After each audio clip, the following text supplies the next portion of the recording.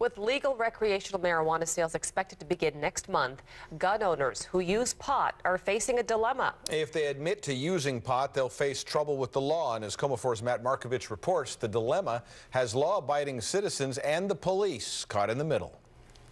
In Washington state, adults can have pot and a gun, but putting them together brings trouble.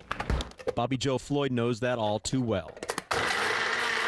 In Richland, Washington, a city of 51,000, people know Bobby Joe. I have probably married 2,000 people in this town. I'm an officiant. She's also a known medical marijuana user, mixing her medicine into shakes rather than smoking it. I'm a Republican, and I believe in my guns. She went to the Richland police station to apply for a concealed pistol license and came face to face with question number 5 on the application. Are you an unlawful user of or addicted to marijuana? I answered it no, because how I read it was, are you an illegal user or addicted to marijuana? And I don't feel I'm either. Then something unusual happened. An employee recognized me, and she asked me to attach my medical license on my application. Typically, police don't ask for that, but with nothing to hide, Bobby Joe complied. A few weeks later, she got her application back. We denied her CPL. It was denied by Richland Police Chief Chris Skinner because he knows Bobby Joe uses pot. And here's where it gets interesting. Would she have been given a CPL had you not known that she was a medical marijuana? Absolutely. And I was incredibly angry. Angry because she would have gotten a CPL if she kept her marijuana use a secret. Washington has legalized marijuana, but the other Washington in D.C. has not. As a law enforcement organization, you are bound by both state and federal law. Since 1970, marijuana has been a Schedule I controlled substance, the worst of the worst, which means people with pot can't have guns, even in states where pot is legal.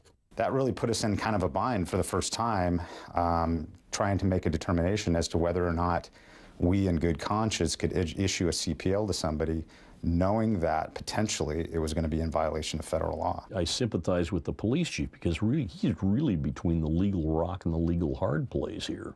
Dave Workman is an outspoken supporter of the Second Amendment, which gives all Americans the right to keep and bear arms. He doesn't know who's right. In my mind, some people didn't think this through.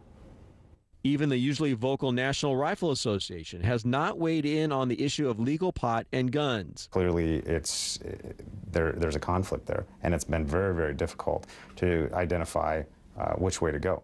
But the chief may need to look at Cynthia Willis, an Oregon medical marijuana user and owner of a concealed weapons license. Issued at the direction of the Court of Appeals. Not too many people have that. No, I'm very proud of that, as a matter of fact. Just like Bobby Joe, her local sheriff denied her a CWL.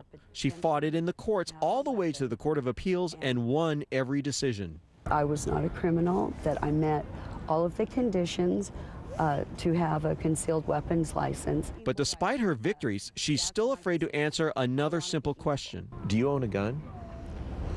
Is that a hard question to answer? Yes, it is. And Are you afraid to answer that? frankly, yes.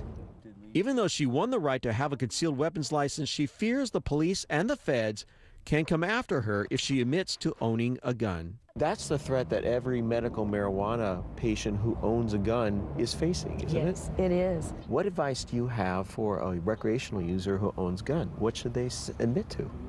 Nothing. Keep it to yourself.